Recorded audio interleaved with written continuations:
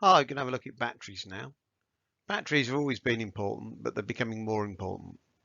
What we're looking at here is the orange shows you where the battery goes in a Nissan Leaf, and then the picture above is the actual picture of the battery in more detail.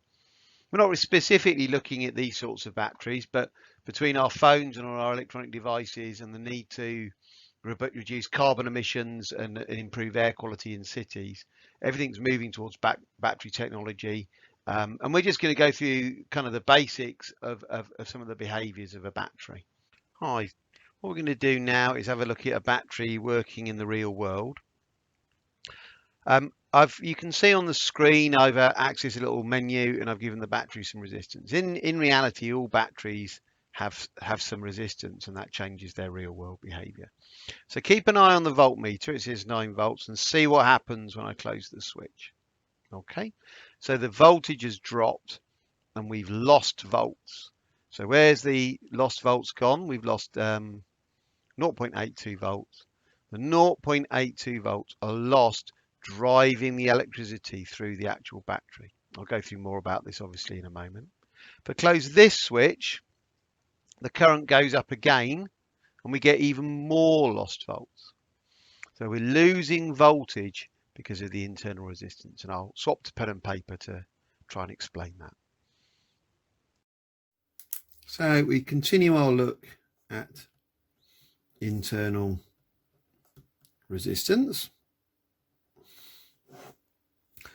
We think of a cell having a certain amount of push and then a little bit of resistance hidden inside as well. So let's just pause and think about why has it got resistance. So you may know that a battery works by a chemical reaction, and that chemical reaction involves moving ions, charged atoms around, and they have to move through a kind of gel, a structure inside the battery, and that takes energy, and that's what gives the battery resistance. So kind of hidden in the box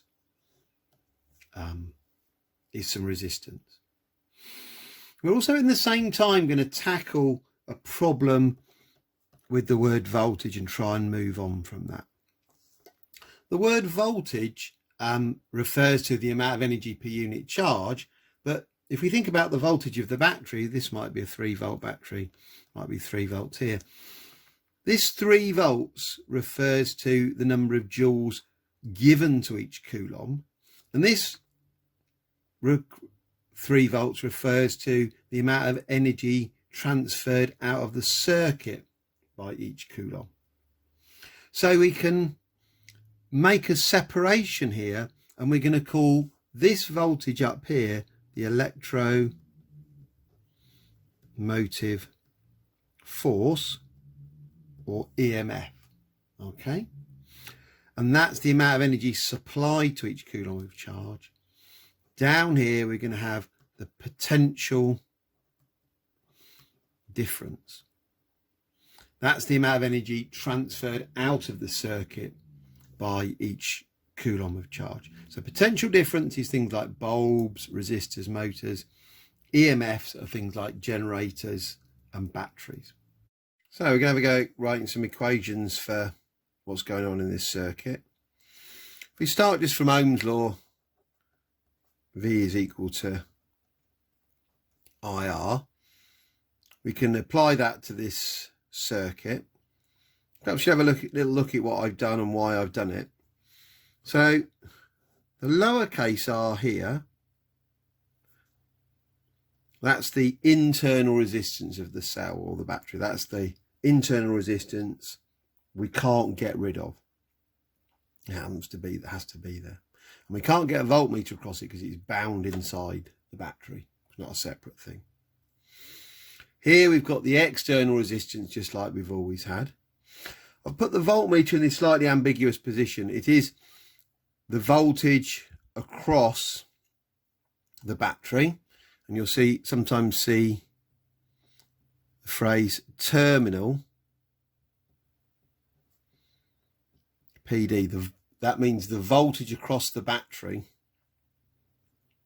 the terminals being the end points of the battery, the metal contacts of the battery. Because of the way circuits work, the voltage across the external resistance and the voltage across the battery are exactly the same. So the simplest thing we can say here is, and I've not talked about this at curly E. This is a Greek letter epsilon. That refers to the EMF of the battery. So if you remember, the EMF is the amount of energy given to each coulomb of charge. It's the energy per coulomb of charge supplied.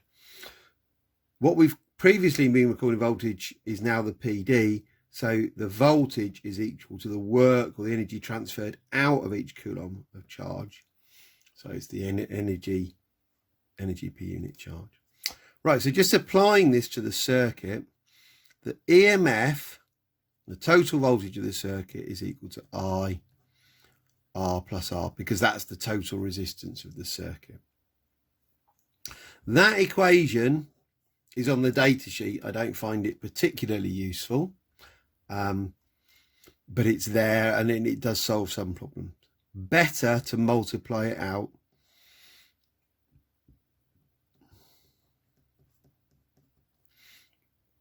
IR is the voltage across that resistor, which is the reading on the voltmeter. So you get E is equal to V plus IR. So V is equal to E minus IR. Now that I find a really useful equation. In particular, I find it useful because it relates to the graph, and we'll have a look at the graph in another video. What it says is that the voltage across the battery is its EMF minus IR, which is this term here is the lost volts. It's the amount of voltage across that resistor. Do notice that if I is 0, there's no current, then the voltage across the battery is equal to its EMF. Just gonna kind of show you the sort of questions you might get asked on this. Just sort of kind of do some worked examples. Let's imagine we're told that you have a 6-volt battery. When somebody says it's a 6-volt battery, that's telling you that it's the EMF that is 6 volt. That's what, you know, going by 1.5 volt Duracell, that 1.5 volts refers to the EMF. When a current of 2 amps flows, then the voltage falls to 5 volts. What is the internal resistance of the cell? There are 2 completely different ways of doing this. If we just slavishly follow the equation, it works just fine, of course. V is 5, that's the external PD. E is 6, that's the EMF of the cell, minus 2 times the internal resistance. So if we move that term out, we do 5 minus 6, we get minus 1 is equal to minus 2R. R is equal to 0.5 ohms. There is another way of doing that. We can say that because it's dropped from 6 to 5 volts, the lost volts is 1 volt. So we know for that internal resistor, V is 1, I is 2, R is unknown. And we rearrange it and we get 0.5 ohms. Okay, thank you.